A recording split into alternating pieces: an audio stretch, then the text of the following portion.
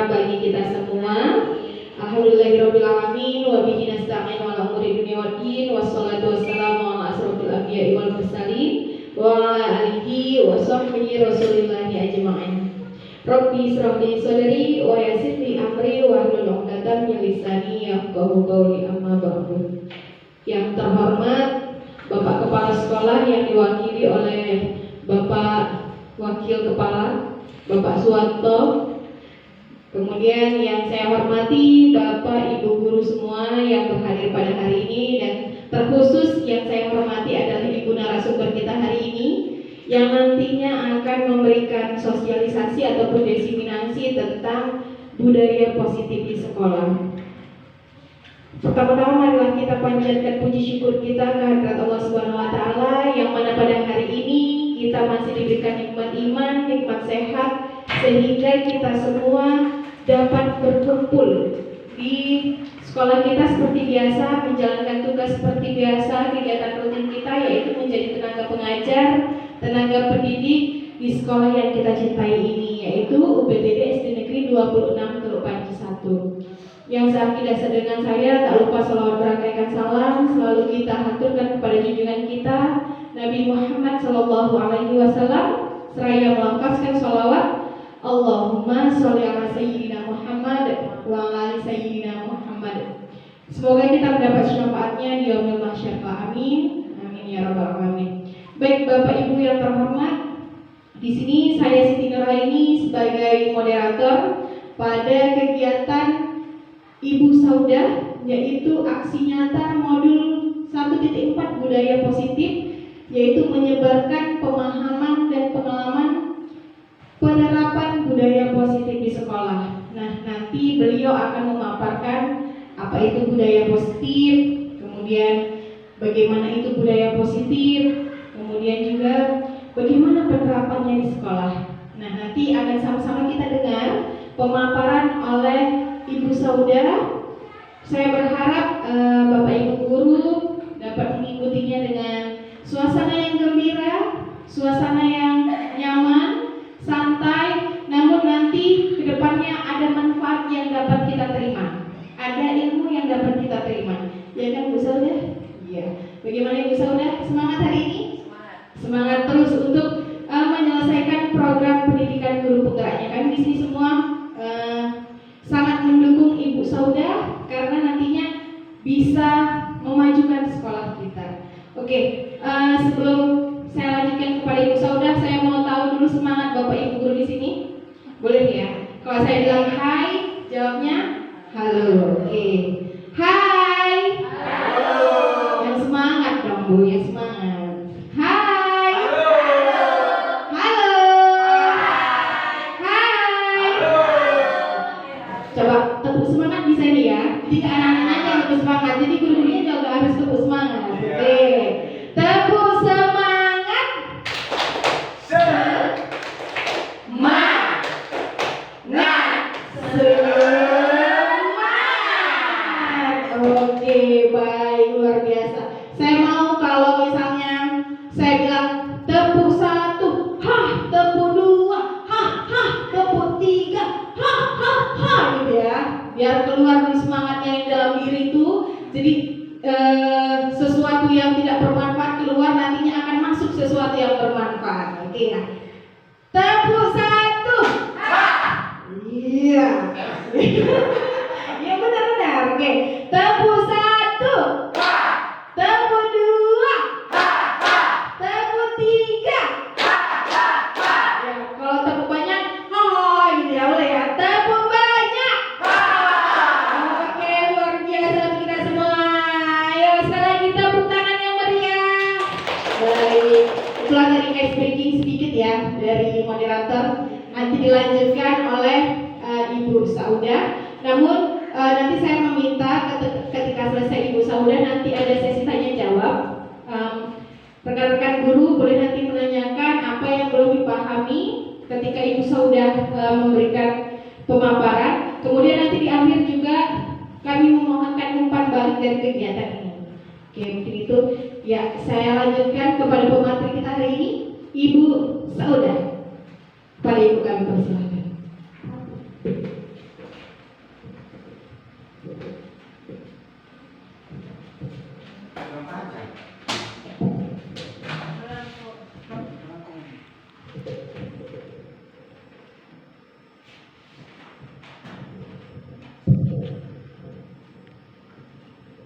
Bismillahirrahmanirrahim. Assalamualaikum warahmatullahi wabarakatuh.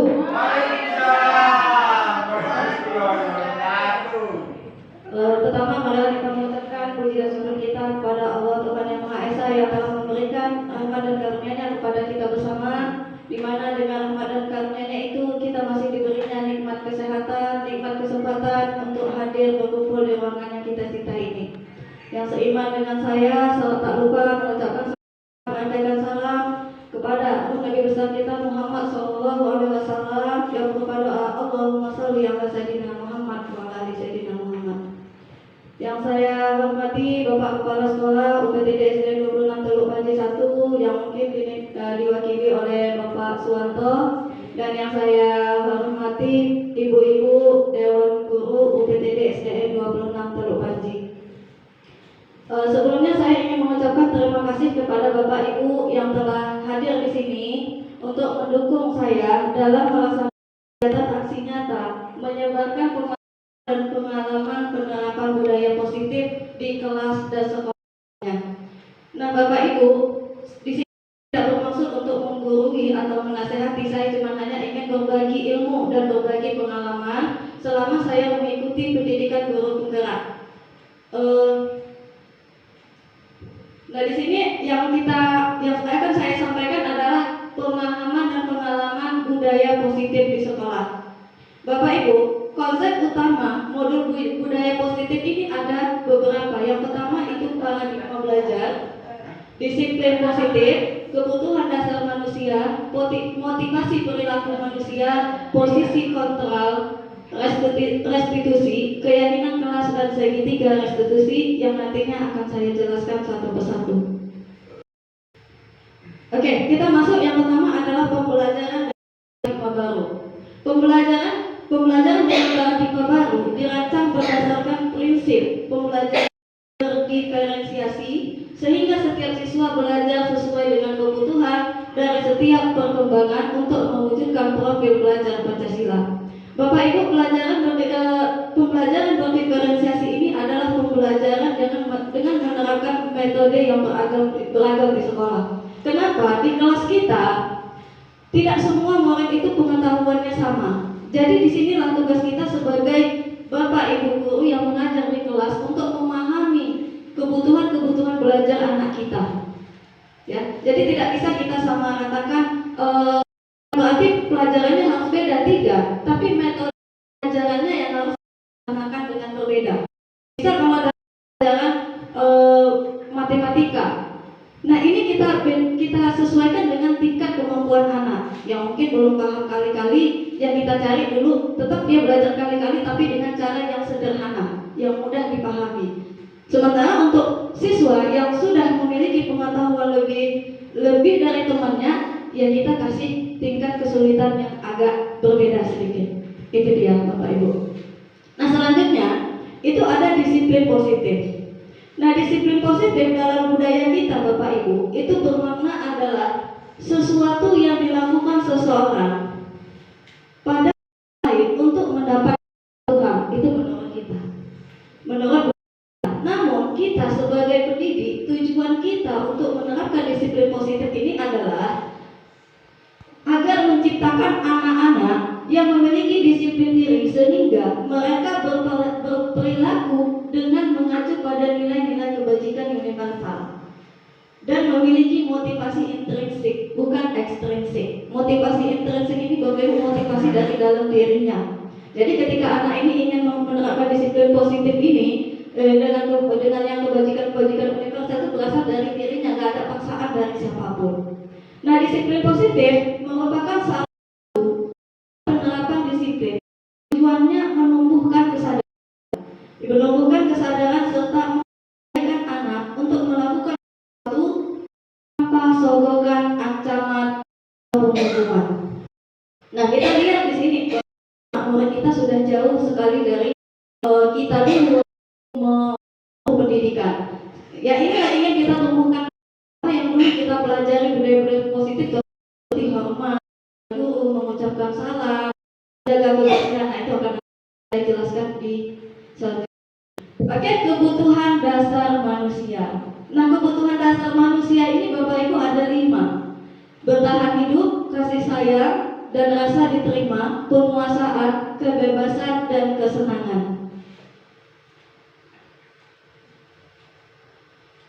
Nah, kebutuhan dasar manusia ini bertahan hidup, itu artinya seperti ini Bapak Ibu.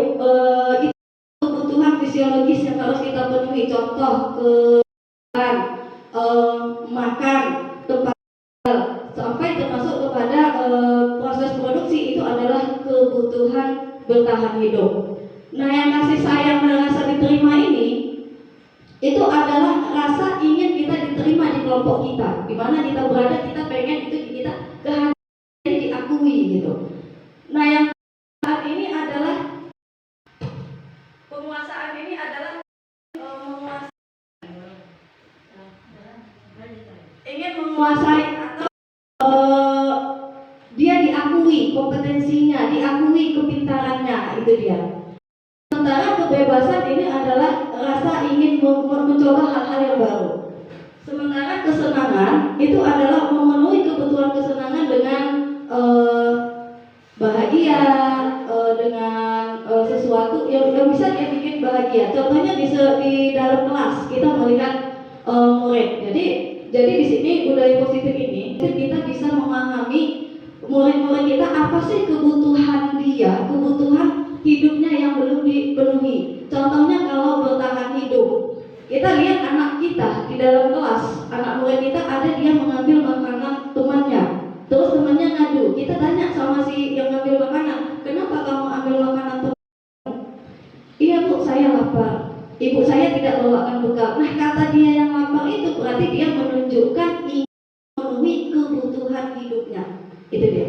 Nah, untuk kasih sayang dan rasa diterima ini contohnya kalau ada aja ya anak murid kita yang melakukan sesuatu yang bikin jengkel gitu.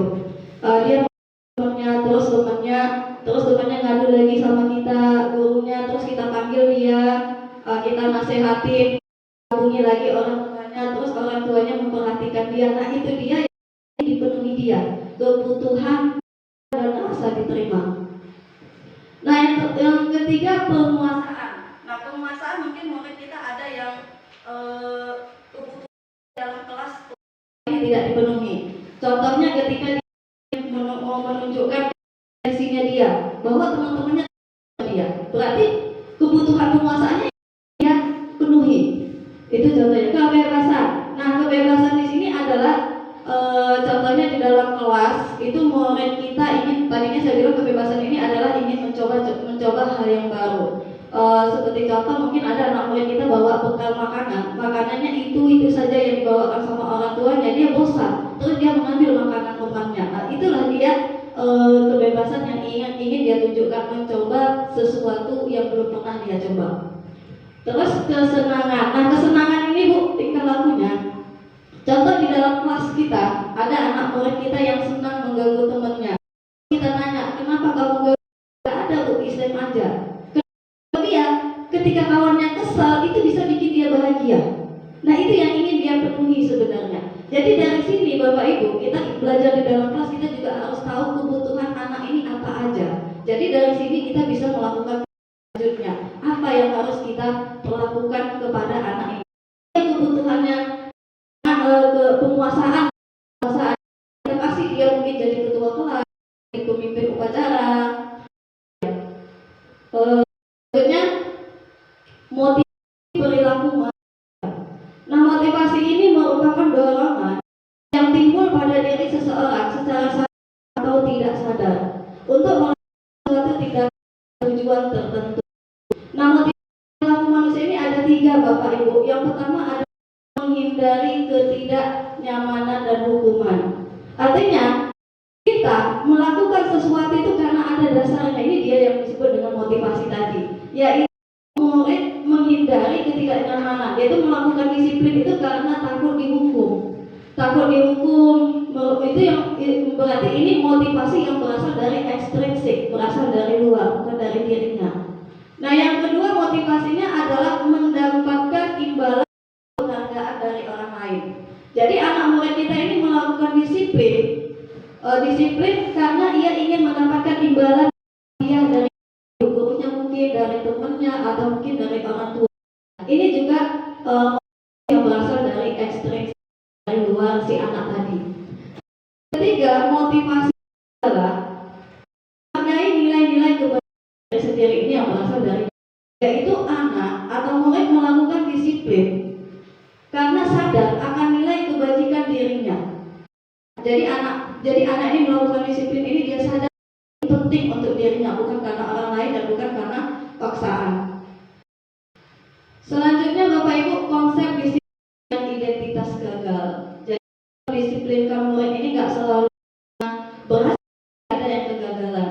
Nah, kalau melakukan hukuman atau penghargaan, maka kita akan menghadirkan siswa yang gagal dan disiplinnya. Kenapa? Karena hukuman, si anak tadi terlambat, kita hukum, kutip sampah. Nah ini menimbulkan itu menyakitkan. Menyakitkan artinya kalau merasa menyakitkan mungkin ada kata yang kasar. Memang gak nampak, tapi di dalam dirinya si anak tadi. Jadi kita berpikir kalau kita hukum dia bakalan disiplin lagi, besok gak ada terlambat, tapi ternyata salah Bapak Ibu.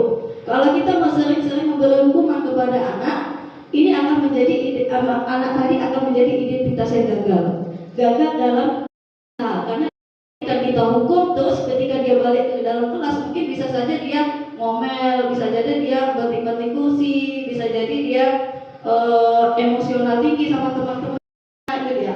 Jadi kalau sudah menyakit rasa tidak nyaman, terus murid tadi takut melakukan sesuatu. Nanti kalau aku lakukan lagi kan gitu. Jadi sifatnya memaksa, mau nggak ikuti peraturan. Terus yang terakhir itu murid menyembunyikan kesalahan. Kalau sering-sering dihukum, pernah murid itu kau melakukan ini tidak, padahal iya, dan dia sekuat tenaganya bilang enggak gitu. Berarti dia di sini sudah karena takut hukuman, jadi identitasnya gagal. Dia menjadi orang yang suka menyembunyikan kesalahan. Yang kedua, penghargaan. Tadi motivasinya mendapatkan penghargaan. Jadi kalau kita kasih penghargaan sama murid kita atau sama anak kita atau sama ini akan menciptakan anak ini menjadi yang gagal. Kenapa? Karena itu tidak efektif Bapak Ibu. Efektifnya itu bisa merupakan untuk diri. Apa? Aku lakukan dapat hadiah. Itu dia. Ketika kita melakukan itu, dia berpikir untuk apa aku lakukan gitu. Jadi tidak ada motivasi untuk berkembang. Terus mematikan aktivitas. Artinya tadi seperti yang saya bilang, kalau kita meminta ini, nanti kamu siapa yang tepat waktu ibu kasih hadiah. Nah, dia tepat waktu aja, tepat waktu. Yang lainnya dia nggak mau melakukannya. Dia cuma hanya berpikir udah tepat waktu dapat hadiah. Yang lainnya enggak, kan gitu. Terus menghukum dengan sistem finding, artinya menghukum dengan menemukan kesalahan itu. Itu dari penghargaan tadi bisa merampas hak anak menghargai dirinya. Artinya dia nggak tahu mau melakukan apa. Semua harus diperintah, harus diinstruksikan. Dan tujuan dia aku lakukan ini dapat hadiah. Nah selanjutnya konsep disiplin dengan identitas sukses. Nah kalau kita ingin menerapkan disiplin kepada anak murid kita, nantinya dia menjadi orang yang sukses, itu ada yang kita lakukan. Yang pertama konsekuensi dan restitusi. Kalau konsekuensi ini seperti ini Bapak Ibu, contohnya ketika anak terlambat kita panggil, kamu tahu apa konsekuensinya jika kamu terlambat? Kan begitu. Kita nanya ke dia. Jadi di sini tertanam di dalam diri anak ini penguatan atau stimulus. Stimulus ini adalah dorongan. Oh iya, kalau aku terlambat Bapak, aku pasti dihukum, aku pasti bersihkan kamar mandi, ngutip sampah. Nah itu dia. Terus si anak tadi menghormati peraturan. Dia sudah ingat kalau aku terlambat lagi besok aku dihukum, kan gitu. Terus si anak tadi kehilangan waktu untuk merenungi kesalahan.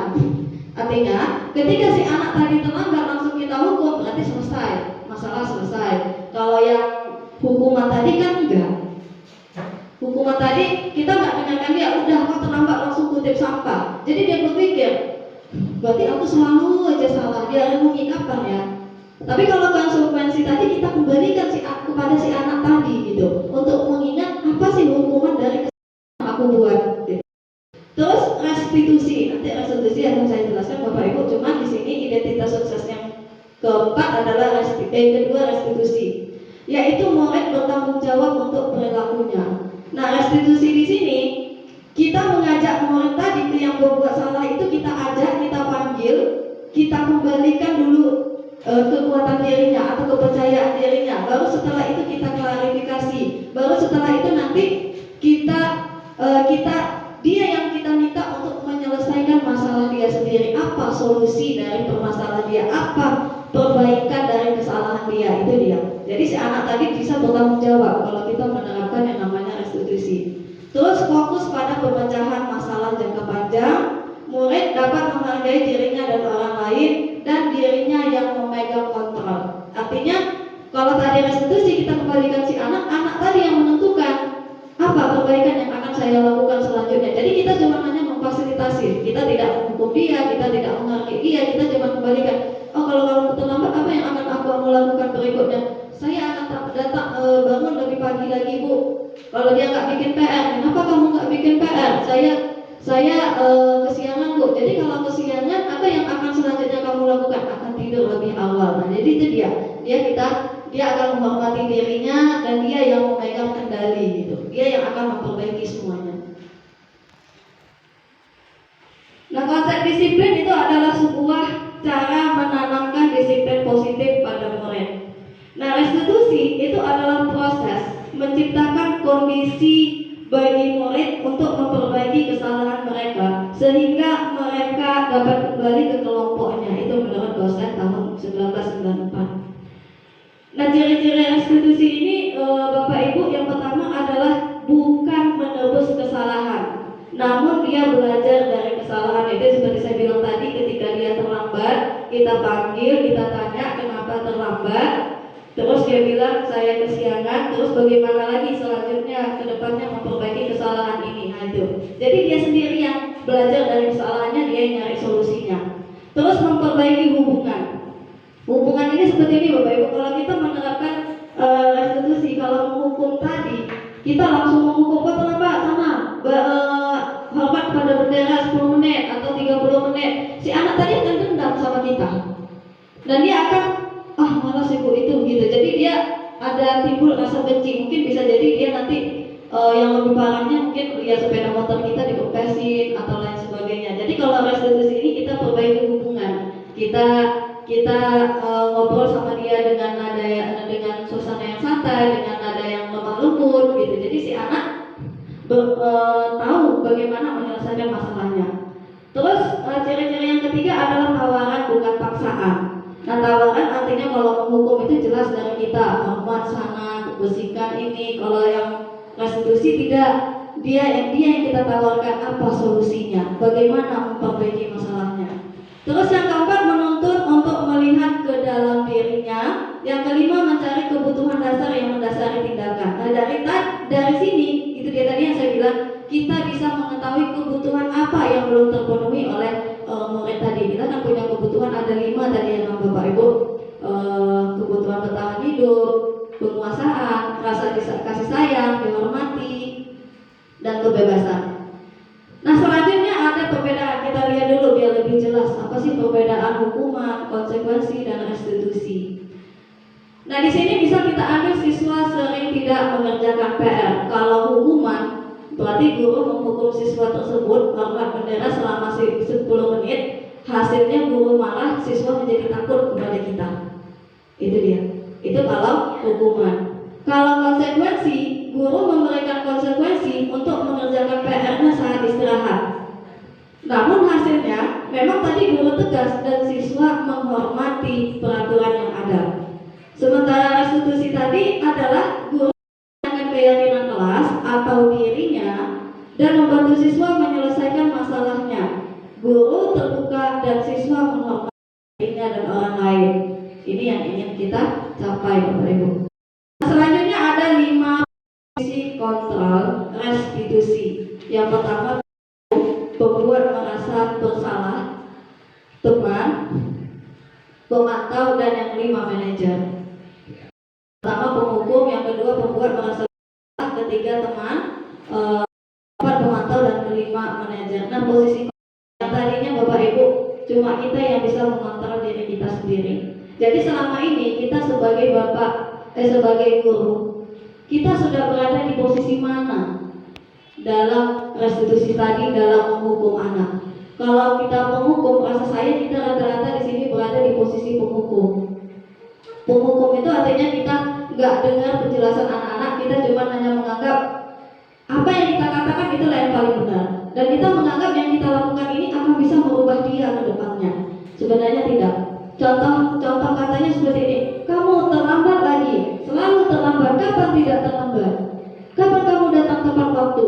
Nah, ke penghukum ini kita menggunakan nada-nada yang kasar mungkin, kita nggak mendengarkan perasaan dia bagaimana. Ini yang tadi bisa menciptakan identitas siswa yang gagal, karena kita buat dia merasa nanti bisanya dendam kita, dan bukan malah bisa jadi tambah buruk di kampus.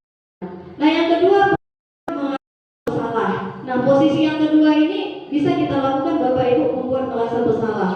Di sini mungkin kita kepada anak-anak ini agak lebih lembut.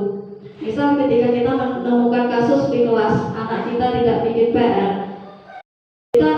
kita bisa bilang, kan semalam Ibu sudah PR-nya dikerjakan, ini kok tidak dikerjakan.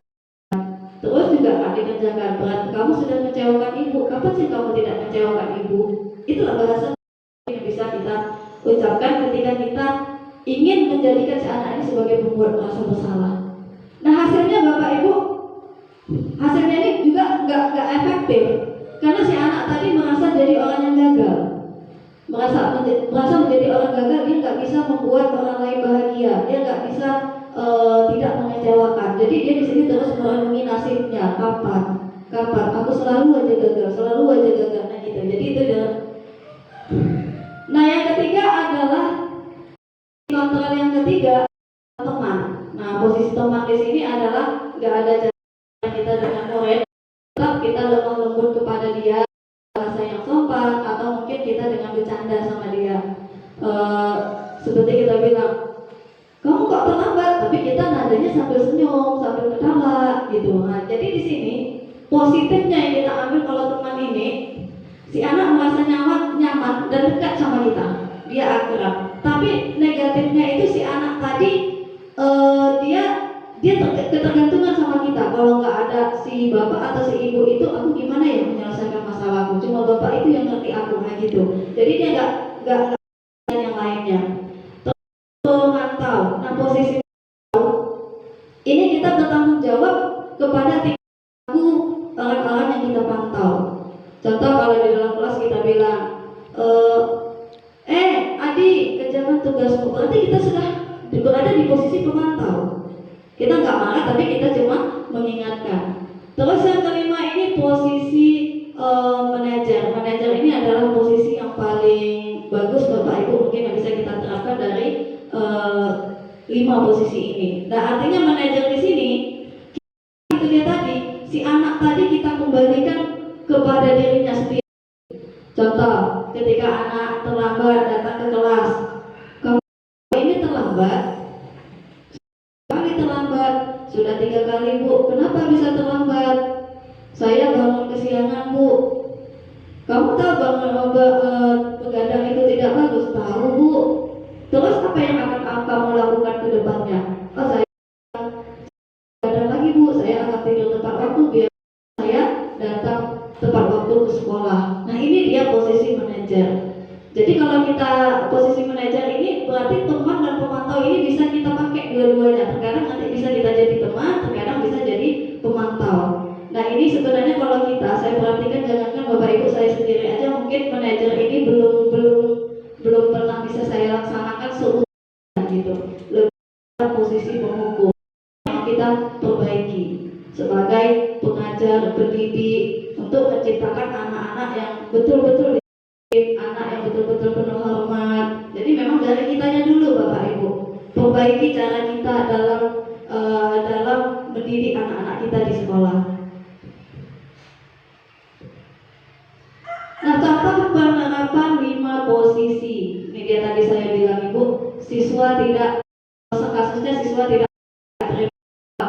Nah, ini ada kata-kata seperti yang saya bilang,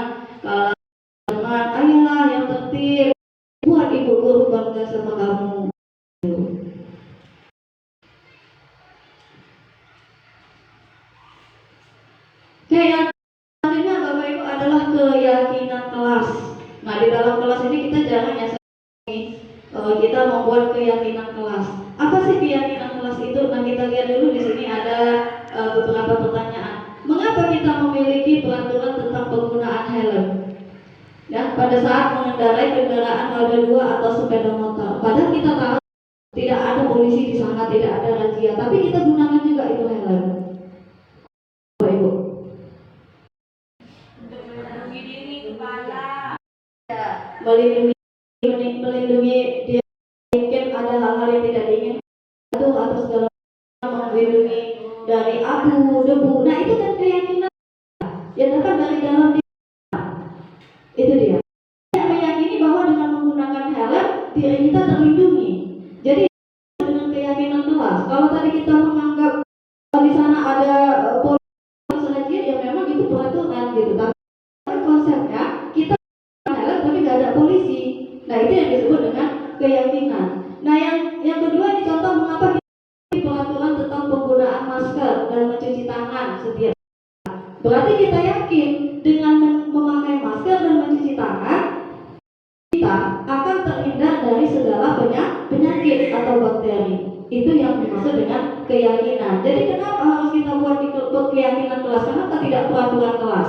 Itu dia tadi sudah terjawab Bapak Ibu.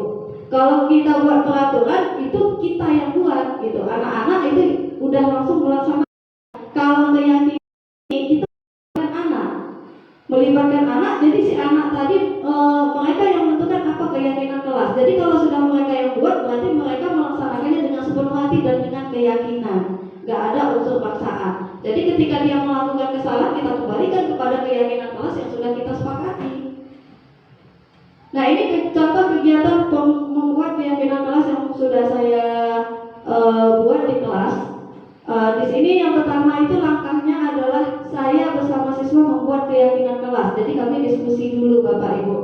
Diskusi setelah saya menjelaskan apa itu keyakinan kelas, baru kami merumuskan peraturan tadi. Otomatis saya bilang apa tugas dan tanggung jawab kita di kelas di sekolah. Kami Bu tidak boleh menjalan-jalan dinding, tidak boleh mengganggu teman.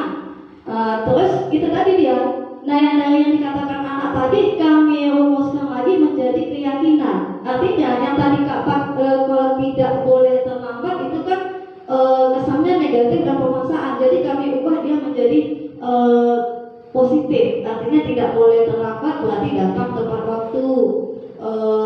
Tidak boleh mencontek artinya jujur. Nah, itu dia. Jadi kami yang peraturan tadi kami ubah menjadi keyakinan. Berarti yakin kita. Terus setelah kami buat, baru kami tempelkan di dinding. Nah, contoh keyakinan kelas. Contoh keyakinan kelas yang mungkin bisa kita buat untuk kedepannya Bapak Ibu, mungkin ini tahun ajaran baru bisa kita mulai. Yang pertama disiplin, belajar dengan semangat dan percaya diri, saling menjaga kebersihan dan keindahan kelas atau lingkungan, saling membantu, menghormati guru atau teman, gemar membaca. Nah, ini contoh keyakinan kelas. Itu tadi saya bilang Bapak Ibu, kita tidak menggunakan kata tidak atau nada negatif, tapi kita ubah menjadi positif. Tepuk semangat.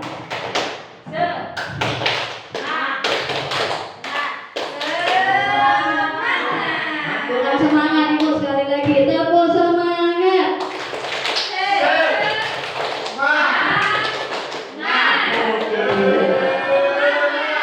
Terima kasih Bapak Ibu, tepuk tangan untuk kita semuanya. Oke, ini kita lanjut bagaimana membentuk keyakinan kelas. Yang pertama, keyakinan kelas ini kita tahu abstrak peraturan, artinya dia tulis, tidak tapi kita yakin gitu ya. Terus pernyataan-pernyataan universal itu pernyataan umum yang bisa kita jelaskan, yang bisa dikenali sama anak-anak, yang bisa diterapkan juga sama anak-anak. Terus dibuat dalam bentuk positif seperti saya bilang tadi. Yang kata tidak boleh terlambat kita ubah menjadi datang tepat waktu. Tidak boleh berkata jorok atau yang lain, itu bisa kita ubah menjadi berkata dengan sopan. Itu dia. Terus sedikit saja Bapak Ibu. Jadi keyakinan kelas itu nggak perlu banyak-banyak, cukup sedikit aja. Yang penting anak-anak ini bisa melaksanakannya dan bisa diingat. Terus yang kelima, sesuaikan dengan kondisi kelas dan sekolah kita. Jadi sesuaikan dengan latar belakang sekolah kita atau kelas kita. Terus semua warga kelas atau sekolah itu dilibatkan saat membuat. Itu yang bedanya tadi peraturan. Kalau peraturan kan kita yang buat. Kalau keyakinan kelas kita sudah melibatkan anak-anak, bagi kita diskusikan dia, merumuskannya dan menempelkannya di dinding. Yang terakhir adalah segitiga restitusi. Nah, segitiga restitusi tadi kan sudah dijelaskan Bapak Ibu. Jadi dalam penyelesaian masalah atau kasus-kasus yang kita jumpai di dalam kelas atau mungkin di sekolah, kita bisa menerapkan segitiga restitusi, yaitu mungkin nanti posisinya itu posisi kita sebagai manajer. Nah, di sini ada 3. Yang pertama itu kita menstabilkan identitas si anak tadi. Jadi kita bukan langsung menjudge, kita tidak langsung memarahi, enggak. Tapi kita menstabilkannya. Artinya setiap contoh ketika dia melakukan kesalahan, kita bisa bilang, tidak apa-apa kamu bikin kesalahan, karena semua orang juga pernah berbuat salah. Nah, di situ dia menstabilkan identitasnya. Jadi dia berpikir enggak langsung, aduh, gimana saya ini kan gitu. Terus yang kedua adalah validasi tindakan yang salah. Setelah tadi kita stabilkan identitasnya, dia merasa nyaman dengan obrolan kita tadi, terus kita naikkan lagi dia menjadi validasi tindakan. Artinya apa? Kita langsung nanya, contoh di sini, kamu melakukan sesuatu yang salah itu alasannya kan gitu. Jadi kita tanya, kita validasi dulu tindakannya. Iya Bu, salah, saya terlambat begini. Itu yang namanya validasi tindakan. Terus yang terakhir setelah itu selesai kita laksanakan adalah menanyakan keyakinan. Nah, itu dia tadi, kalau keyakinan kelas sudah kita bentuk, baru bisa kita kembalikan keyakinan. Keyakinan kelas apa yang sudah kamu langgar? Kalau dia datang terlambat, pasti dia bilang keyakinan kelas disiplin Bu. Berarti kan untuk kedepannya dia tahu apa yang harus dia lakukan, apa solusinya, terus apa konsekuensinya, gitu. Jadi nggak ada yang namanya hukuman itu nggak ada lagi Bapak Ibu. Jadi kalau bisa kedepannya kita menjadi pendidik ini berada di posisi manajer, sama-sama kita coba, insya Allah pasti bisa. Karena nggak ada juga efektifnya kalau kita langsung menghukum. Karena itu tadi banyak negatifnya kalau menghukum tadi. Si anak merasa terkekang, si anak merasa takut, terus mungkin dia merasa dendam sama kita, atau mungkin dia melampiaskan kemarahannya.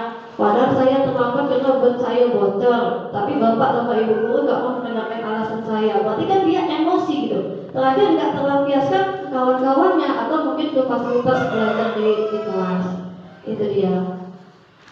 Oke, mungkin ini aja Bapak Ibu yang bisa saya bagikan informasinya yang dari saya pahami di modul 1.4 tentang budaya positif selama saya mengikuti pendidikan guru penggerak. Mungkin Bapak Ibu ada yang mau ditanyakan atau mungkin kurang paham dari penjelasan saya persilakan. Baik, terima kasih. Baik, terima kasih kepada Ibu narasumber, Ibu Saudah yang telah memberikan materi tentang budaya positif di sekolah dan bagaimana sebaiknya penerapannya di sekolah sehingga anak-anak menjadi anak-anak yang bahagia dan yang bahagia. Itu tadi mulai dari di sini ya Bu.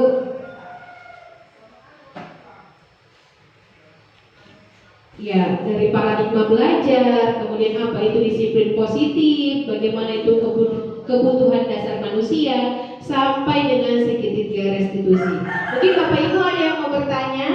Saya tampung ada 2 pertanyaan. Boleh, silakan. Bu Marpau, bagaimana? Atau mau bercerita juga boleh. Bercerita bagaimana penerapan budaya positif selama ini di kelas. Kira-kira Ibu Marpau sudah berada di posisi kontrol yang mana? Apakah penghukumkah ataukah sudah sampai ke manajerkah atau bagaimana? Boleh? Atau Ibu Yus boleh menyampaikan kondisi di kelasnya? Iya, Ibu Marpa.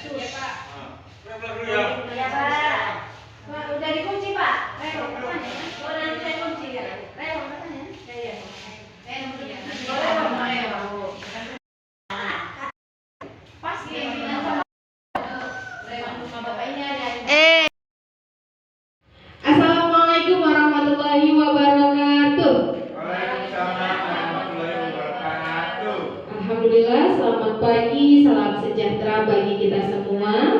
Alhamdulillahirobbilalamin, wabihi nasta'in ala umuri dunya waddin, wassalatu wassalamu ala asrofil anbiya'i wal mursalin, wa ala alihi wa sahbihi rasulillahi ajma'in. Rabbi israh li sadri wa yassir li amri wa hlul 'uqdatam min lisani yafqahu qawli, amma ba'du.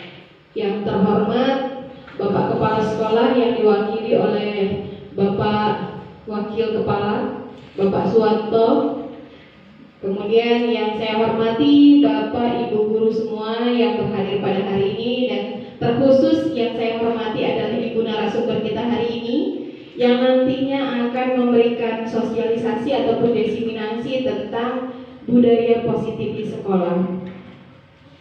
Pertama-tama marilah kita panjatkan puji syukur kita kehadirat Allah Subhanahu wa taala yang mana pada hari ini kita masih diberikan nikmat iman, nikmat sehat, sehingga kita semua dapat berkumpul di sekolah kita seperti biasa, menjalankan tugas seperti biasa, kegiatan rutin kita yaitu menjadi tenaga pengajar, tenaga pendidik di sekolah yang kita cintai ini, yaitu UPTD SD Negeri 26 Teluk Panji 1. Yang seakidah dengan saya, tak lupa salawat berangkaikan salam selalu kita haturkan kepada junjungan kita Nabi Muhammad SAW, seraya melafazkan salawat Allahumma sholli ala sayyidina Muhammad wa ala ali sayyidina Muhammad.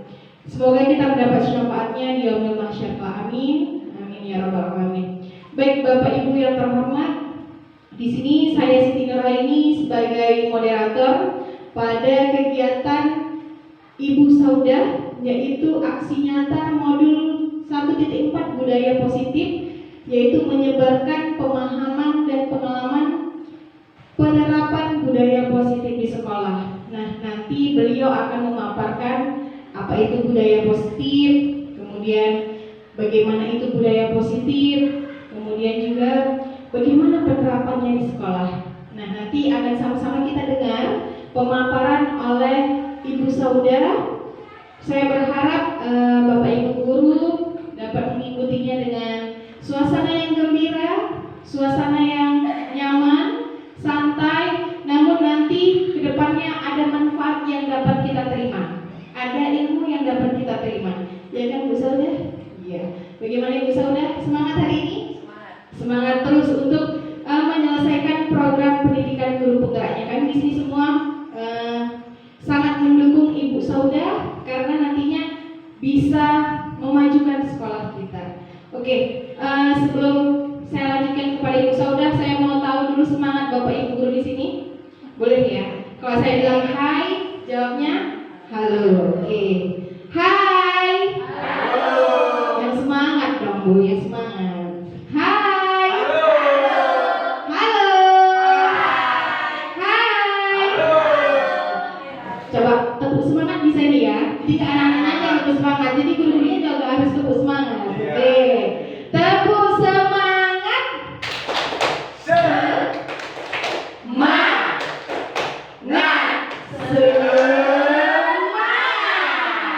Oke, baik, luar biasa. Saya mau kalau misalnya saya bilang tepuk 1, hah, tepuk 2, hah, tepuk 3, hah, gitu ya. Biar keluar semangatnya yang dalam diri itu. Jadi sesuatu yang tidak bermanfaat keluar, nantinya akan masuk sesuatu yang bermanfaat. Oke ya. Tepuk 1. Iya. Ya benar-benar. Oke. Tepuk 1. Tepuk 2. Tepuk 3. Ya, kalau tepuk banyak, gitu ya, boleh ya. Tepuk banyak. Oke, luar biasa kita semua. Ayo sekali lagi tepuk tangan yang meriah. Baik. Itulah tadi guys breaking sedikit ya dari moderator. Nanti dilanjutkan oleh Ibu Saudah. Namun nanti saya meminta ketika selesai Ibu Saudah nanti ada sesi tanya jawab. Rekan-rekan guru boleh nanti menanyakan apa yang belum dipahami ketika Ibu Saudah memberikan pemaparan. Kemudian nanti di akhir juga kami memohonkan umpan balik dari kegiatan ini.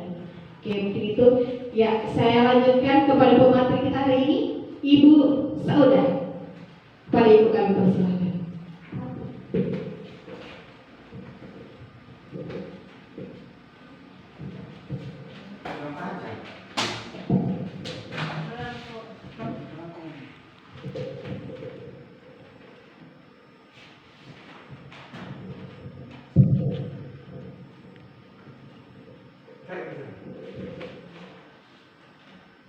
Bismillahirrahmanirrahim. Assalamualaikum warahmatullahi wabarakatuh.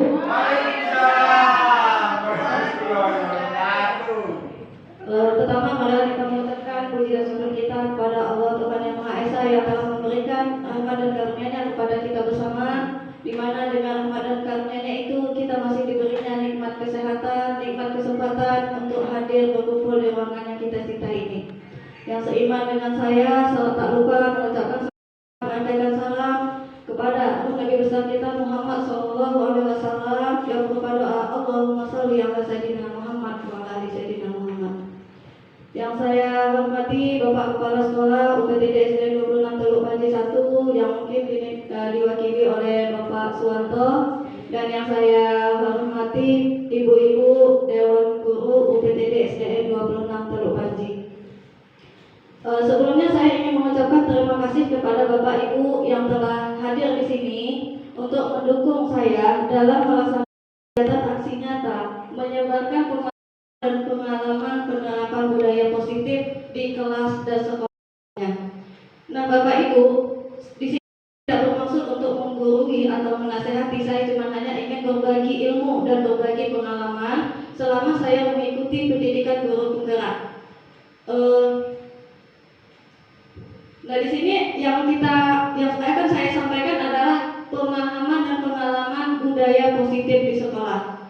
Bapak Ibu, konsep utama modul budaya positif ini ada beberapa. Yang pertama itu paradigma belajar, disiplin positif, kebutuhan dasar manusia, motivasi perilaku manusia, posisi kontrol, restitusi, keyakinan kelas dan segitiga restitusi yang nantinya akan saya jelaskan satu persatu.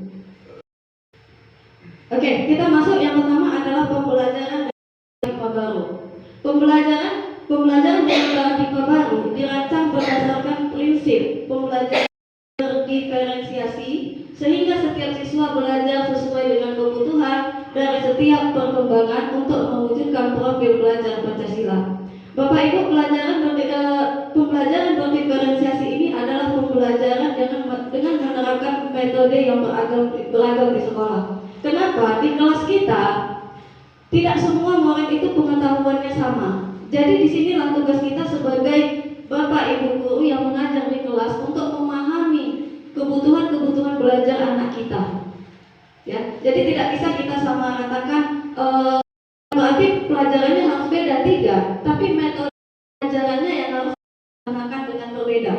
Bisa kalau ada pelajaran matematika, nah ini kita sesuaikan dengan tingkat kemampuan anak yang mungkin belum paham kali-kali. Yang kita cari dulu tetap dia belajar kali-kali, tapi dengan cara yang sederhana, yang mudah dipahami. Sementara untuk siswa yang sudah memiliki pengetahuan lebih dari temannya, ya kita kasih tingkat kesulitan yang agak berbeda sedikit. Itu dia Bapak Ibu. Nah, selanjutnya itu ada disiplin positif. Nah, disiplin positif dalam budaya kita Bapak Ibu itu bermakna adalah sesuatu yang dilakukan seseorang pada lain untuk mendapat Tuhan. Itu menurut kita.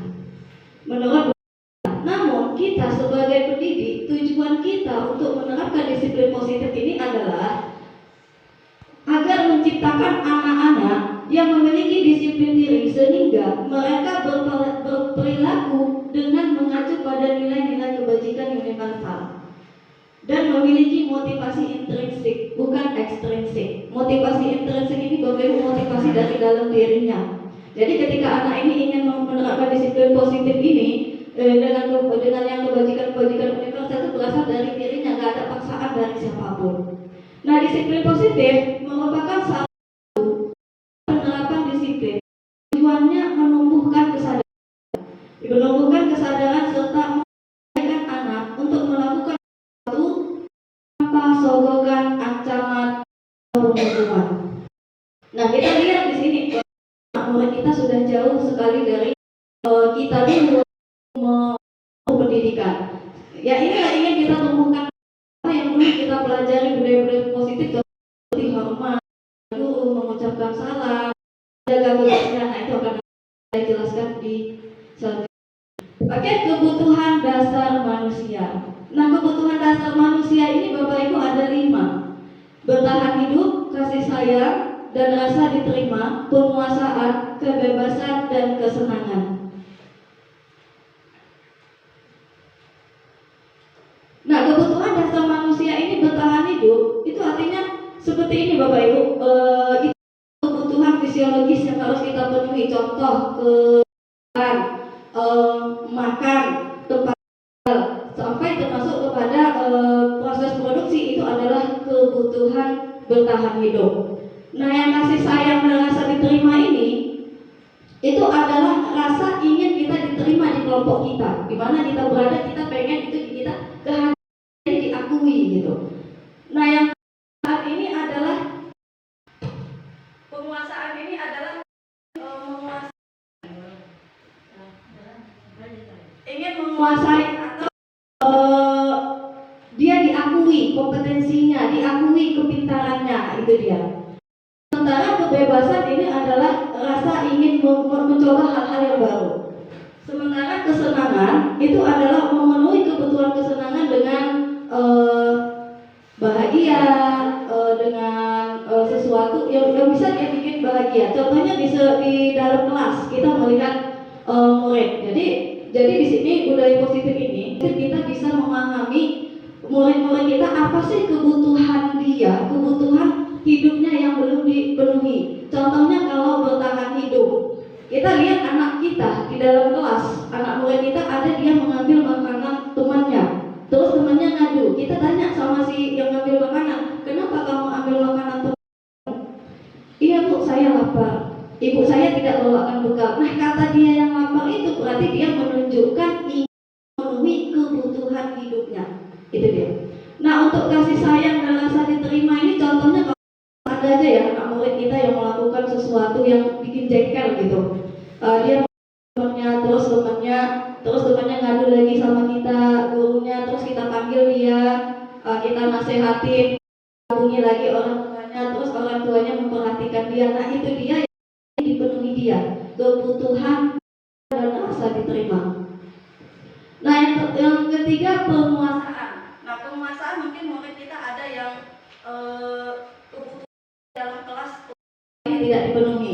Contohnya ketika dia mau menunjukkan potensinya dia, bahwa teman-temannya dia, berarti kebutuhan penguasaannya dia penuhi. Itu contohnya kebebasan. Nah, kebebasan di sini adalah contohnya di dalam kelas itu murid kita ingin, tadinya saya bilang kebebasan ini adalah ingin mencoba hal yang baru. Seperti contoh mungkin ada anak murid kita bawa bekal makanannya itu saja yang dibawakan sama orang tuanya, dia bosan, terus dia mengambil makanan temannya. Nah, itulah dia kebebasan yang ingin dia tunjukkan, mencoba sesuatu yang belum pernah dia coba. Terus kesenangan. Nah, kesenangan ini Bu, tingkah lakunya. Contoh di dalam kelas kita ada anak murid kita yang senang mengganggu temannya. Kita nanya, kenapa kamu ganggu? Gak ada Bu, Islam aja. Dia ketika kawannya kesal itu bisa bikin dia bahagia. Nah, itu yang ingin dia penuhi sebenarnya. Jadi dari sini Bapak Ibu, kita belajar di dalam kelas, kita juga harus tahu kebutuhan anak ini apa aja. Jadi dari sini kita bisa melakukan selanjutnya apa yang harus kita perlakukan kepada anak ini. Kebutuhannya penguasaan, kita kasih dia mungkin jadi ketua kelas, jadi pemimpin upacara.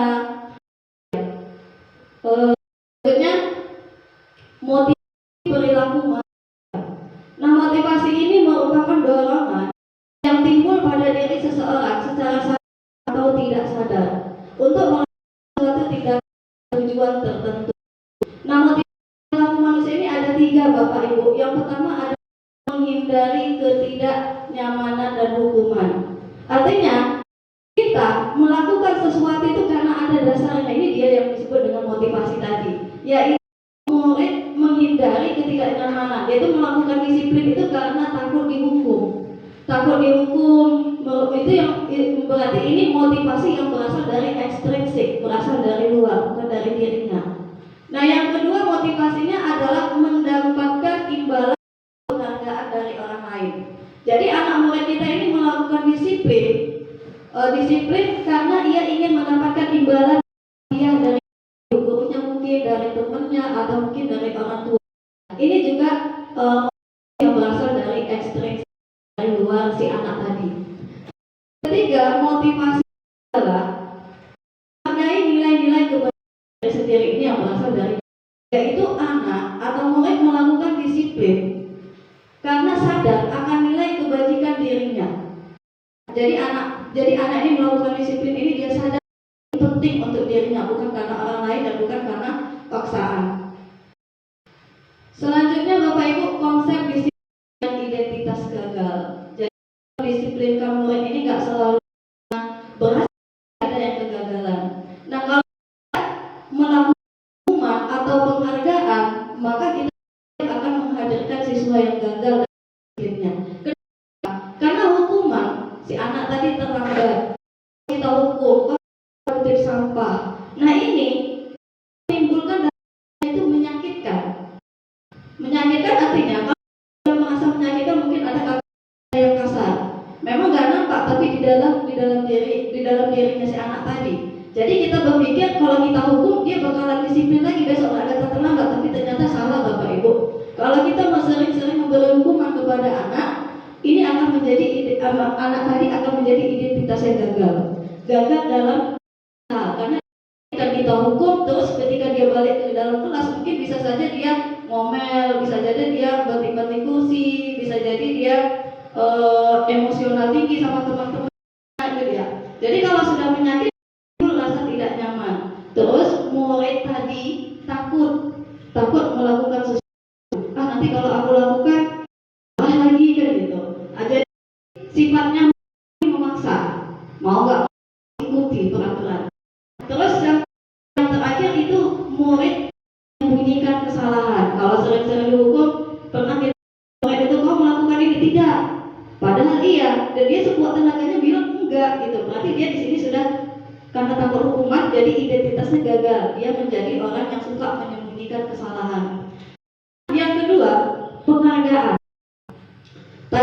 Motivasinya mendapatkan penghargaan. Jadi kalau kita kasih penghargaan sama murid kita atau sama anak kita atau sama ini akan menciptakan anak ini menjadi yang gagal. Kenapa? Karena itu tidak efektif Bapak Ibu. Efektifnya itu bisa merupakan untuk diri apa? Aku lakukan dapat hadiah. Nah itu dia. Ketika kita melakukan itu dia berpikir untuk apa aku lakukan gitu. Jadi tidak ada motivasi untuk berkembang. Terus mematikan aktivitas. Artinya tadi seperti yang saya bilang, kalau kita meminta ini nanti kamu siapa yang tepat waktu ibu kasih hadiah. Nah, dia tepat waktu aja, tepat waktu. Yang lainnya dia nggak mau melakukannya. Dia cuma hanya berpikir udah tepat waktu dapat hadiah, yang lainnya enggak kan gitu. Terus menghukum dengan sistem finding, artinya menghukum dengan menemukan kesalahan itu. Itu dari penghargaan tadi bisa merampas hak anak menghargai dirinya. Artinya dia nggak tahu mau melakukan apa, semua harus diperintah, semua harus diinstruksikan, dan tujuan dia aku lakukan ini dapat hadiah. Nah selanjutnya konsep disiplin dengan identitas sukses. Nah kalau kita ingin menerapkan disiplin kepada anak murid kita, nantinya dia menjadi orang yang sukses, itu ada yang kita lakukan. Yang pertama konsekuensi dan restitusi. Kalau konsekuensi ini seperti ini Bapak Ibu, contohnya ketika anak terlambat kita panggil, kamu tahu apa konsekuensinya jika kamu terlambat? Kan begitu. Kita nanya ke dia. Jadi di sini tertanam di dalam diri anak ini penguatan atau stimulus. Stimulus ini adalah dorongan. Oh iya, kalau aku terlambat Bapak, aku pasti dihukum, aku pasti bersihkan kamar mandi, kutip sampah. Nah itu dia. Terus si anak tadi menghormati peraturan. Dia sudah ingat kalau aku terlambat lagi besok aku dihukum kan gitu. Terus si anak tadi kehilangan waktu untuk merenungi kesalahan. Artinya ketika si anak tadi terlambat langsung kita hukum, berarti selesai, masalah selesai. Kalau yang hukuman tadi kan enggak. Hukuman tadi kita nggak menyampaikan dia udah kok terlambat langsung kutip sampah. Jadi dia berpikir berarti aku selalu aja salah, dia renungi kapan ya. Tapi kalau konsekuensi tadi kita kembalikan kepada si anak tadi gitu, untuk mengingat apa sih hukuman dari kesalahan aku buat gitu. Terus restitusi, nanti restitusi akan saya jelaskan Bapak Ibu. Cuma di sini identitas sukses yang Keempat adalah kedua restitusi, yaitu murid bertanggung jawab untuk perilakunya. Nah, restitusi di sini kita mengajak murid tadi itu yang berbuat salah itu kita ajak, kita panggil, kita kembalikan dulu kekuatan dirinya atau kepercayaan dirinya. Baru setelah itu kita klarifikasi. Baru setelah itu nanti kita dia yang kita minta untuk menyelesaikan masalah dia sendiri. Apa solusi dari permasalahan dia? Apa perbaikan dari kesalahan dia? Itu dia. Jadi si anak tadi bisa bertanggung jawab kalau kita menerapkan yang namanya restitusi. Terus fokus pada pemecahan masalah jangka panjang. Murid dapat menghargai dirinya dan orang lain dan dirinya yang memegang kontrol. Artinya kalau tadi restitusi kita kembalikan si anak tadi yang menentukan apa perbaikan yang akan saya lakukan selanjutnya. Jadi kita cuma hanya memfasilitasi, kita tidak menghukum dia, kita tidak menghargai dia, kita cuma kembalikan. Oh, kalau kamu terlambat, apa yang akan aku lakukan berikutnya? Saya akan datang bangun lebih pagi lagi, Bu. Kalau dia nggak bikin PR, kenapa kamu nggak bikin PR? Saya kesiangan, Bu. Jadi kalau kesiangan, apa yang akan selanjutnya kamu lakukan? Akan tidur lebih awal. Nah, jadi itu dia akan menghormati dirinya dan dia yang memegang kendali gitu. Dia yang akan memperbaiki semuanya. Nah, konsep disiplin itu adalah sebuah cara menanamkan disiplin positif pada murid. Nah, restitusi itu adalah proses menciptakan kondisi bagi murid untuk memperbaiki kesalahan mereka sehingga mereka dapat kembali ke kelompoknya. Itu menurut dosen tahun 1994. Nah, ciri-ciri restitusi ini Bapak Ibu, yang pertama adalah bukan menebus kesalahan, namun dia belajar dari kesalahan. Itu seperti saya bilang tadi, ketika dia terlambat, kita panggil, kita tanya kenapa terlambat. Terus dia bilang saya kesiangan, terus bagaimana lagi selanjutnya ke depannya memperbaiki kesalahan ini. Nah, itu. Jadi dia sendiri yang belajar dari kesalahannya, dia yang nyari solusinya. Terus memperbaiki hubungan. Hubungan ini seperti ini Bapak Ibu, kalau kita menerapkan restitusi, kalau menghukum tadi, kita langsung menghukum terlambat sana, hormat pada bendera 10 menit atau 30 menit. Si anak tadi akan dendam sama kita. Dan dia akan malas ibu itu gitu. Jadi dia ada timbul rasa benci. Mungkin bisa jadi dia nanti yang lebih parahnya mungkin ya sepeda motor kita dikempesin atau lain sebagainya. Jadi kalau restitusi ini kita perbaiki hubungan. Kita ngobrol sama dia dengan suasana yang santai, dengan nada yang lemah lembut gitu. Jadi si anak tahu bagaimana menyelesaikan masalahnya. Terus ciri-ciri yang ketiga adalah tawaran bukan paksaan. Nah, tawaran artinya kalau menghukum itu jelas dari kita, hormat sana, bersihkan ini. Kalau yang restitusi tidak, dia yang kita tawarkan apa solusinya, bagaimana memperbaiki masalahnya.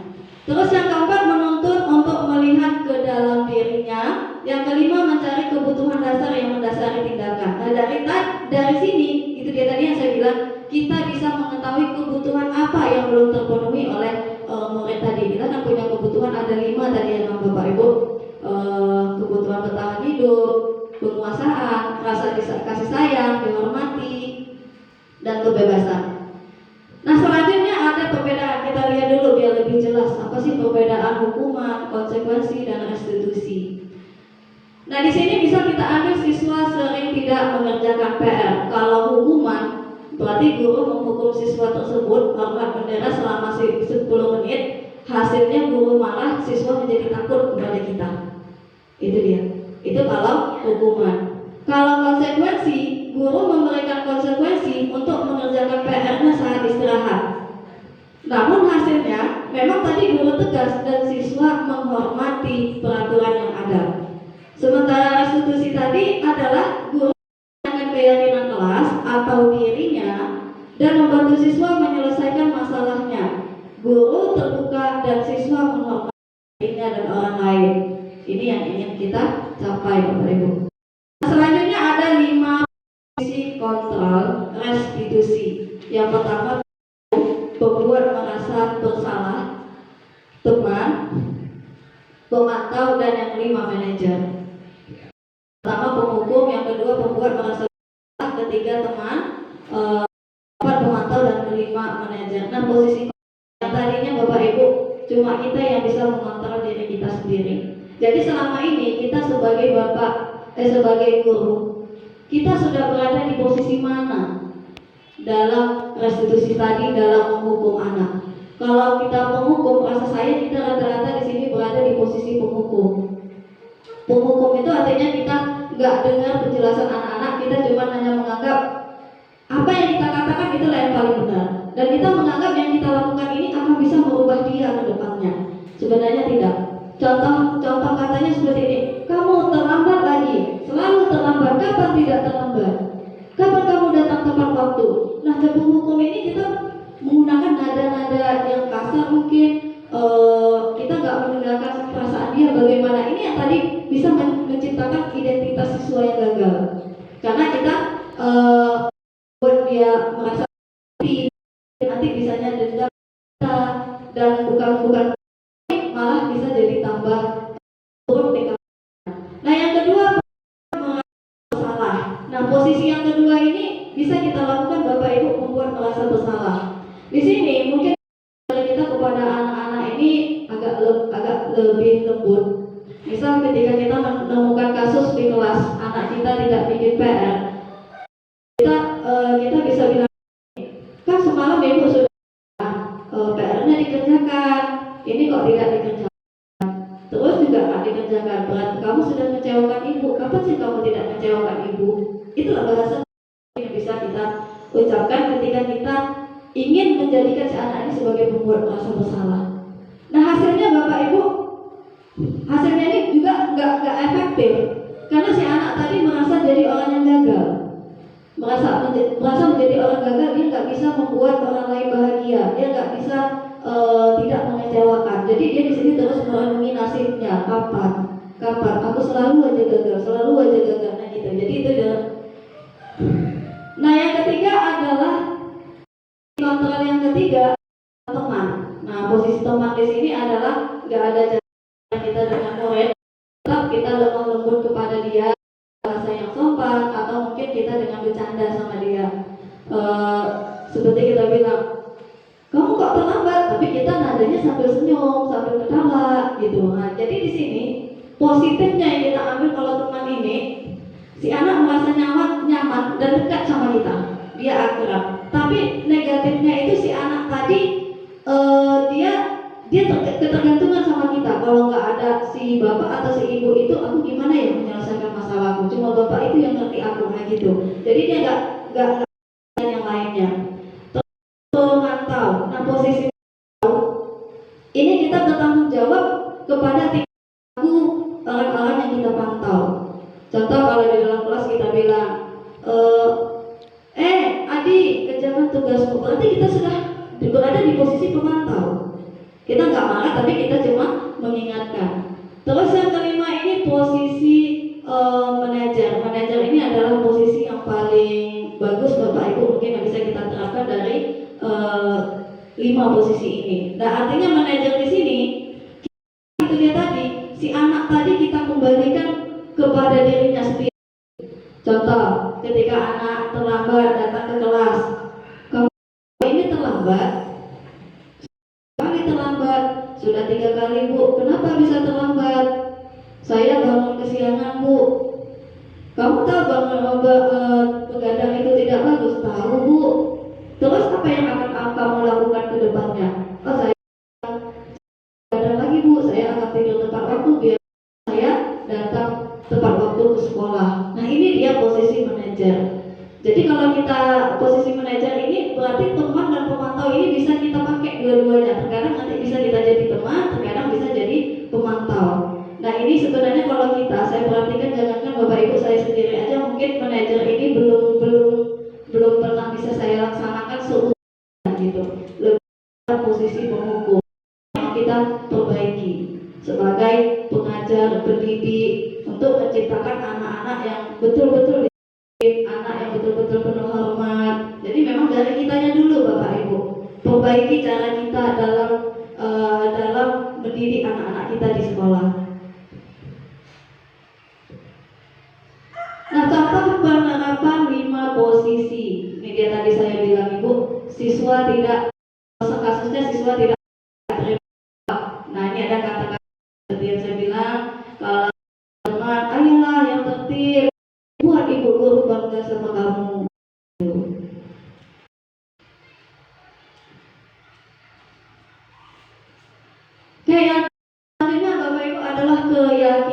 kelas. Nah, di dalam kelas ini kita jarang ya kita membuat keyakinan kelas. Apa sih keyakinan kelas itu? Nah, kita lihat dulu di sini ada beberapa pertanyaan. Mengapa kita memiliki peraturan tentang penggunaan helm? Ya, pada saat mengendarai kendaraan roda 2 atau sepeda motor. Padahal kita tahu tidak ada polisi di sana, tidak ada razia, tapi kita gunakan juga itu helm. Bapak Ibu. Untuk melindungi diri kepala. Melindungi dia, mungkin ada hal-hal yang tidak diinginkan atau segala macam, melindungi dari abu, debu. Nah, itu kan keyakinan yang datang dari dalam diri. Itu dia. Kita meyakini bahwa dengan menggunakan helm diri kita terlindungi. Jadi dengan keyakinan kelas. Kalau tadi kita menganggap di sana ada polisi saja, ya memang itu peraturan gitu. Tapi konsepnya kita helm tapi nggak ada polisi. Nah, itu yang disebut dengan keyakinan. Nah, yang kedua ini contoh mengapa kita peraturan tentang penggunaan masker dan mencuci tangan setiap. Berarti kita yakin dengan memakai masker dan mencuci tangan kita akan terhindar dari segala penyakit atau bakteri. Itu yang dimaksud dengan keyakinan. Jadi kenapa harus kita buat keyakinan kelas? Kenapa tidak peraturan kelas? Itu dia tadi sudah terjawab Bapak Ibu. Kalau kita buat peraturan itu kita yang buat gitu. Anak-anak itu udah langsung melaksanakan. Kalau keyakinan itu melibatkan anak, jadi si anak tadi mereka yang menentukan apa keyakinan kelas. Jadi kalau sudah mereka yang buat, berarti mereka melaksanakannya dengan sepenuh hati dan dengan keyakinan. Gak ada unsur paksaan. Jadi ketika dia melakukan kesalahan, kita kembalikan kepada keyakinan kelas yang sudah kita sepakati. Nah, ini contoh kegiatan membuat keyakinan kelas yang sudah saya buat di kelas. Di sini yang pertama itu langkahnya adalah saya bersama siswa membuat keyakinan kelas. Jadi kami diskusi dulu Bapak Ibu. Diskusi setelah saya menjelaskan apa itu keyakinan kelas, baru kami merumuskan peraturan tadi. Otomatis saya bilang apa tugas dan tanggung jawab kita di kelas di sekolah. Kami Bu harus tidak boleh mencara-cara dinding, tidak boleh mengganggu teman. Terus itu tadi dia. Nah, yang dikatakan anak tadi kami rumuskan lagi menjadi keyakinan. Artinya yang tadi kalau tidak boleh terlambat itu kan kesannya negatif dan pemaksaan. Jadi kami ubah dia menjadi positif. Artinya tidak boleh terlambat berarti datang tepat waktu. Tidak boleh mencontek, artinya jujur. Nah, itu dia. Jadi kami yang peraturan tadi kami ubah menjadi keyakinan. Berarti yakin kita. Terus setelah kami buat, baru kami tempelkan di dinding. Nah, contoh keyakinan kelas. Contoh keyakinan kelas yang mungkin bisa kita buat untuk kedepannya Bapak Ibu, mungkin ini tahun ajaran baru bisa kita mulai. Yang pertama disiplin, belajar dengan semangat dan percaya diri, saling menjaga kebersihan dan keindahan kelas atau lingkungan, saling membantu, menghormati guru atau teman, gemar membaca. Nah, ini contoh keyakinan kelas. Itu tadi saya bilang Bapak Ibu, kita tidak menggunakan kata tidak atau nada negatif, tapi kita ubah menjadi positif. Tepuk semangat.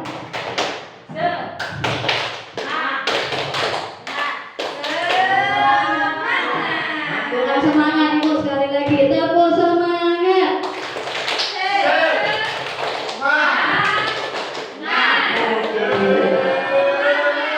Terima kasih Bapak Ibu, tepuk tangan untuk kita semuanya. Oke, ini kita lanjut bagaimana membentuk keyakinan kelas. Yang pertama, keyakinan kelas ini kita tahu abstrak peraturan, artinya dia tulis, tidak tapi kita yakin gitu ya. Terus pernyataan universal itu pernyataan umum yang bisa kita jelaskan, yang bisa dikenali sama anak-anak, yang bisa diterapkan juga sama anak-anak. Terus dibuat dalam bentuk positif seperti saya bilang tadi, yang kata tidak boleh terlambat kita ubah menjadi datang tepat waktu, tidak boleh berkata jorok atau yang lain, itu bisa kita ubah menjadi berkata dengan sopan. itu dia. Terus sedikit saja Bapak Ibu, jadi keyakinan kelas itu nggak perlu banyak-banyak, cukup sedikit aja. Yang penting anak-anak ini bisa melaksanakannya dan bisa diingat. Terus yang kelima, sesuaikan dengan kondisi kelas dan sekolah kita. Jadi sesuaikan dengan latar belakang sekolah kita atau kelas kita. Terus semua warga kelas atau sekolah itu dilibatkan saat membuat. Itu yang bedanya tadi peraturan. Kalau peraturan kan kita yang buat. Kalau keyakinan kelas kita sudah melibatkan anak-anak, bagi kita diskusikan dia, merumuskannya dan menempelkannya di dinding. Yang terakhir adalah segitiga restitusi. Nah, segitiga restitusi tadi kan sudah dijelaskan Bapak Ibu. Jadi dalam penyelesaian masalah atau kasus-kasus yang kita jumpai di dalam kelas atau mungkin di sekolah, kita bisa menerapkan segitiga restitusi, yaitu mungkin nanti posisinya itu posisi kita sebagai manajer. Nah, di sini ada 3. Yang pertama itu kita menstabilkan identitas si anak tadi. Jadi kita bukan langsung menjudge, kita tidak langsung memarahi, enggak. Tapi kita menstabilkannya. Artinya setiap contoh ketika dia melakukan kesalahan, kita bisa bilang, tidak apa-apa kamu bikin kesalahan, karena semua orang juga pernah berbuat salah. Nah, di situ dia menstabilkan identitasnya. Jadi dia berpikir enggak langsung, aduh, gimana saya ini kan gitu. Terus yang kedua adalah validasi tindakan yang salah. Setelah tadi kita stabilkan identitasnya, dia merasa nyaman dengan obrolan kita tadi, terus kita naikkan lagi dia menjadi validasi tindakan. Artinya apa? Kita langsung nanya, contoh di sini, kamu melakukan sesuatu yang salah itu alasannya kan gitu. Jadi kita tanya, kita validasi dulu tindakannya. Iya Bu, salah. Saya terlambat begini. Itu yang namanya validasi tindakan. Terus yang terakhir setelah itu selesai kita laksanakan adalah menanyakan keyakinan. Nah, itu dia tadi. Kalau keyakinan kelas sudah kita bentuk, baru bisa kita kembalikan keyakinan. Keyakinan kelas apa yang sudah kamu langgar? Kalau dia datang terlambat, pasti dia bilang keyakinan kelas disiplin Bu. Berarti kan untuk kedepannya dia tahu apa yang harus dia lakukan, apa solusinya, terus apa konsekuensinya, gitu. Jadi nggak ada yang namanya hukuman itu nggak ada lagi Bapak Ibu. Jadi kalau bisa kedepannya kita menjadi pendidik ini berada di posisi manajer, sama-sama kita coba, insya Allah pasti bisa. Karena nggak ada juga efektifnya kalau kita langsung menghukum. Karena itu tadi banyak negatifnya kalau menghukum tadi. Si anak merasa terkekang, si anak merasa takut, terus mungkin dia merasa dendam sama kita, atau mungkin dia melampiaskan kemarahannya. Padahal saya terlambat karena ban saya bocor, tapi bapak ibu guru nggak mau mendengarkan alasan saya. Berarti kan dia emosi gitu. Terakhir nggak terlampiaskan ke kawan-kawannya atau mungkin ke fasilitas belajar di kelas. Itu dia. Oke, mungkin ini aja Bapak Ibu yang bisa saya bagikan informasinya yang dari saya pahami di modul 1.4 tentang budaya positif selama saya mengikuti pendidikan guru penggerak. Mungkin Bapak Ibu ada yang mau ditanyakan atau mungkin kurang paham dari penjelasan saya persilakan. Baik, terima kasih. Baik, terima kasih kepada Ibu narasumber, Ibu Saudah yang telah memberikan materi tentang budaya positif di sekolah dan bagaimana sebaiknya penerapannya di sekolah sehingga anak-anak menjadi anak-anak yang bahagia dan yang bahagia. Itu tadi mulai dari di sini ya Bu.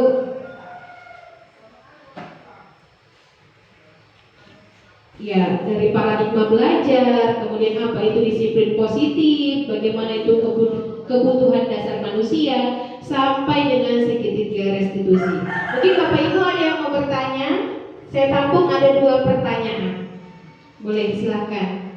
Bu Marpau, bagaimana? Atau mau bercerita juga boleh. Bercerita bagaimana penerapan budaya positif selama ini di kelas. Kira-kira Ibu Marpau sudah berada di posisi kontrol yang mana? Apakah penghukumkah ataukah sudah sampai ke manajerkah atau bagaimana? Boleh? Atau Ibu Yus boleh menyampaikan kondisi di kelasnya? Iya, Ibu Marpa.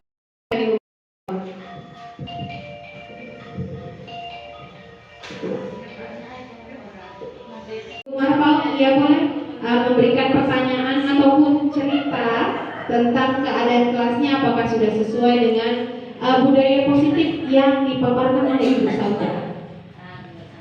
Baik, terima kasih Bu atas kesempatannya. Saya Nafia Markau, wali kelas 4B tepatnya. Saya sedikit, bukan bertanya ya, mau bercerita sedikit tentang bagaimana saya di kelas. Kegiatan saya sehari-hari. Kalau saya ya, menarik ke diri saya sendiri sesuai dengan paparan Ibu Sauda tadi. Saya sepertinya masih di guru yang sebagai penghukum. Jadi saya sangat merasa bersalah karena selama ini sudah mengajar sebagai guru penghukum. Dan mudah-mudahan nanti ke depannya dan atas bimbingan juga nanti yang sudah dipelajari oleh Bu Sauda selama masa di guru penggerak ini, nanti saya belajar tentang bagaimana guru yang menjadi guru manajer. Boleh ya Bu nanti berbagi ya Bu? Iya, biar kita sama-sama meningkatkan mutu pendidikan di sekolah kita tercinta ini. Terima kasih. Iya, terima kasih. Kita beri tepuk tangan dulu untuk Ibu Marpau. Katanya Ibu Marpau mau level up ya, naik level untuk menjadi ke manajer. Luar biasa. Ada lagi Bapak Ibu yang ingin menyampaikan atau mau bertanya, Bu, kayak mana sih biar supaya tips triknya biar supaya jadi guru yang manajer gitu, atau siapa? Atau saya wakili aja pertanyaannya, boleh ya? Jadi kan seperti Ibu Marpau tadi masih level penghukum, gimana ya caranya, tips-tipsnya biar supaya bisa naik level ke manajer gitu? Kira-kira bagaimana gitu Bu? Boleh disampaikan ya Ibu? Oke, baik, saya jawab pertanyaan Ibu moderator atau Ibu Siti Nuraini. Bagaimana tips-tipsnya agar kelak nantinya kita semua, nggak cuma saya tapi kita semua yang hadir di sini bisa menjadi guru yang berada di posisi manajer. Pertama itu adalah tipsnya kita dulu, kita kembali kepada diri kita, ya kan? Terus yang kedua, kita berusaha. Kalau ini kan tadi sudah kita tahu sebenarnya posisi manajer ini yang paling bagus. Apa positifnya, apa negatifnya kita sudah tahu. Jadi mulailah kita pelan-pelan, kita tanamkan dari kita dan kita uji cobakan nanti di semester baru kepada murid-murid kita. Memang Bapak Ibu tidak akan semuanya berhasil, tapi nggak ada salahnya kita mencoba. Itu dia. Jadi yang pertama itu ya kita bikin dulu, kita bentuk kesepakatan atau keyakinan kelas. Baru nanti penerapannya di manajer. Jadi dari diri kita dulu, dari kita, nanti kita baru imbaskan ke anak-anak murid kita di sekolah. Mungkin itu aja dari saya. Baik, terima kasih. Itu tadi bukan pertanyaan saya tapi mewakili rekan-rekan sepertinya seperti itu ya kan Bu. Jadi memang harus mulai dari diri, pelan-pelan. Yang namanya proses untuk menjadi orang sukses atau proses untuk naik ke gunung itu tidak bisa langsung nyut gitu, tapi memang harus naik setapak sampai ke atas nanti. Oke, step by step kata Luis, benar sekali. Baik, Ibu-ibu, ada lagi Ibu-ibu yang akan menyampaikan? Pas, Ibu Roro, mana tahu gimana ini Bu di kelas 1 kira-kira apakah Ibu pusing menjadi singa atau bagaimana, atau sedang menjadi level manager? Cukup baik. Sebelum kita masuk ke Ibu narasumber cukup, sebelum kita masuk kepada sesi umpan balik, saya mau ice breaking dulu, bisa ya? Boleh ya Bu? Ini ke ini dulu Pak, ke Bluetooth dulu. Ternyata tadi 125. Dek stop dulu dek. 25. Boleh berdiri Bapak Ibu? Oke. Bu Sauda bisa nih memimpin di depan ya kan Bu narasumber, atau Ibu Marpau? Iya, Bu Marpau memimpin di depan. Ayo Bu Marpau, biar diikutin. Bu Loro. Oke.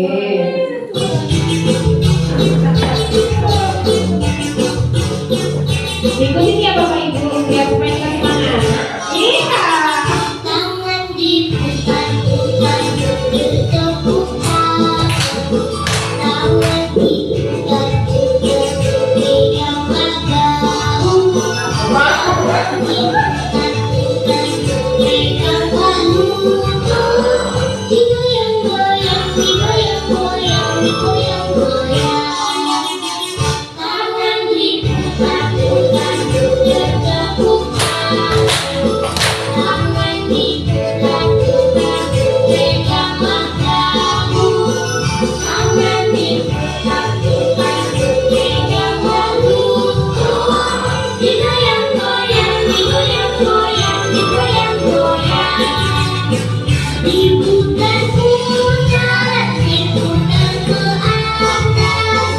diputar-putar, diputar ke bawah, diputar-putar, diputar ke kanan, diputar-putar, diputar ke kiri.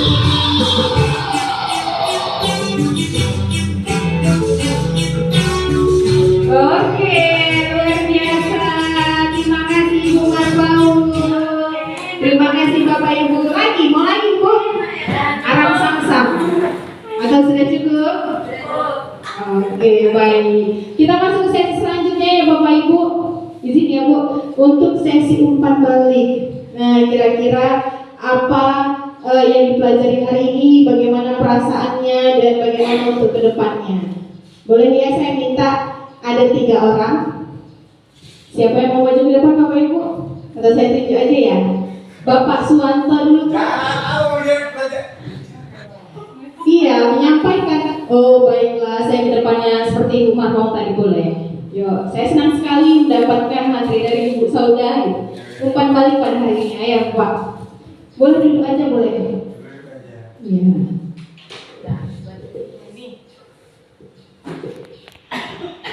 Oke, saya Pak Suwanto.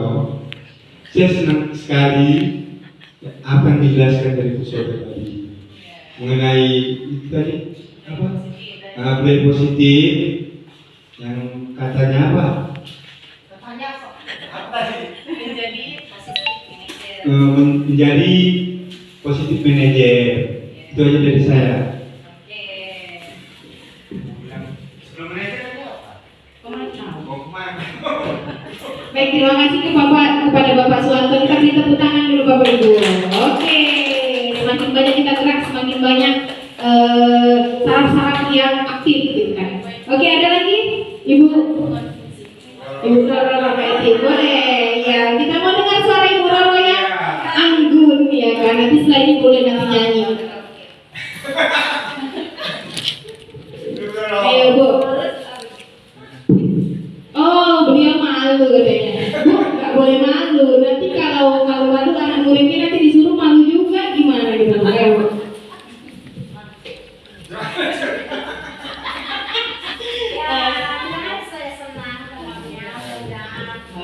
Bu Sauda, saya terima kasih atas apa yang disampaikan tadi. Untuk kedepannya, mari sama-sama kita hilangkan itu hukuman pada anak didik kita. Berikan yang terbaik untuk mereka, tanamkan keyakinan sekarang di dalam kelas masing-masing supaya menjadi lebih baik di kemudian hari. Baik, terima kasih. Kita beri tepuk tangan untuk Ibu Roro Eti.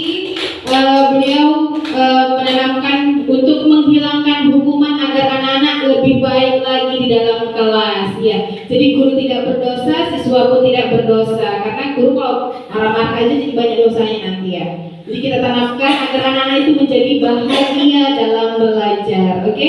Selanjutnya satu lagi saya minta. Oh iya, Ibu senior kami, Ibu Tunanggor. Terima kasih kepada Ibu Soida yang sudah panjang lebar mengutarakan pengetahuannya dan memaparkan kepada kami. Semoga di kemudian hari bisa kita laksanakan semua, nggak semua binomat, bisa kita ikuti sedikit demi sedikit biar sekolah kita menjadi maju ke depannya. Terima kasih. Ya, terima kasih. Kita beri tepuk tangan untuk Ibu Tianggur Tumanggor. Baik. Ya, baik. Itulah tadi pemaparan tentang budaya positif aksi nyata 1.4 Ibu Sauda selaku mengikuti program pendidikan guru penggerak. Mudah-mudahan kedepannya kita semua bisa menerapkan budaya positif di kelas kita masing-masing terkhusus dan umumnya bisa kita terapkan di sekolah kita di UPTD SD Negeri 26 Teluk Panji 1. Mari sama-sama kita bekerja sama, kita saling berkolaborasi dalam menerapkan budaya positif ini sehingga nantinya diharapkan bisa dalam mencapai visi dan misi sekolah kita dan tentunya dapat menciptakan generasi penerus bangsa yang bahagia, yang mempunyai identitas yang sukses. Ya, mungkin itu saja. Saya sebagai moderator pada hari ini mohon maaf apabila ada salah kata dan sangat berterima kasih kepada Ibu narasumber. Kita beri tepuk tangan dulu untuk Ibu narasumber kita yang luar biasa hari ini. Iya, luar biasa. Jangan bosan-bosan untuk memberikan ilmu kepada kami semua. Insya Allah kami akan selalu semangat.